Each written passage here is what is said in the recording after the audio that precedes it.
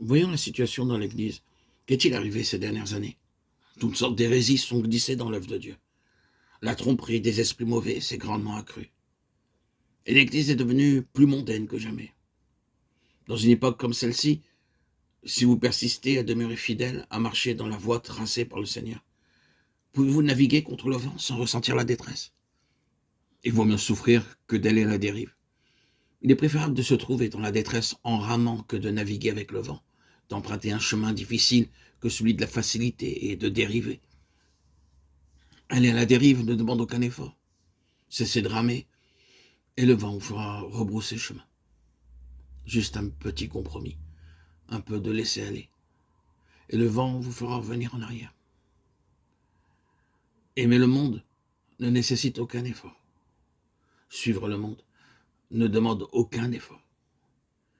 Mais demeurer fidèle au Seigneur est le meilleur moyen de rencontrer le vent contraire et de bientôt ressentir de la difficulté en ramant. Il est aisé de revenir sur les anciennes positions, mais plus difficile pour nous d'aller de l'avant. Toutefois, c'est le moment d'être fidèle. Puissons-nous marcher dans les voies prédéterminées par Dieu. Il est remarqué que les disciples ont ramé du soir jusqu'à la 4e veille de la nuit, alors que les Juifs n'avaient que 3 veilles.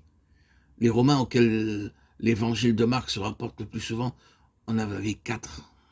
Or, le début de la 4e veille était à 3 heures du matin. Les disciples du Seigneur continuaient de ramer, car ils ne pouvaient pas retourner en arrière ni trouver de l'aide auprès de ceux de Capharnaüm.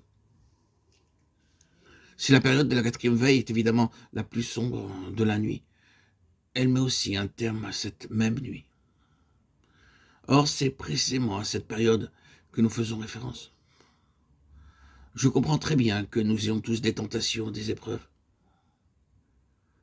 De nos jours, les tentations sont si féroces qu'il est hors de question de condamner qui que ce soit.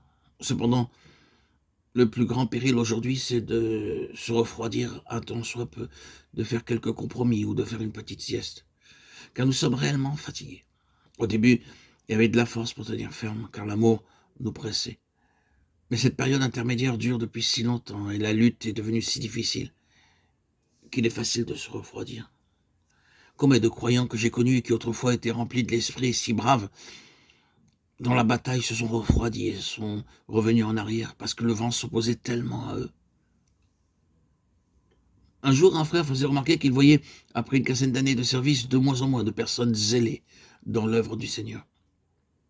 Il est bien plus difficile de vaincre le refroidissement de l'ardeur, le manque d'entière fidélité que n'importe quelle tentation.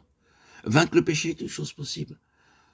Ne pas se refroidir après s'être lassé en naviguant sans cesse contre le vent est presque impossible.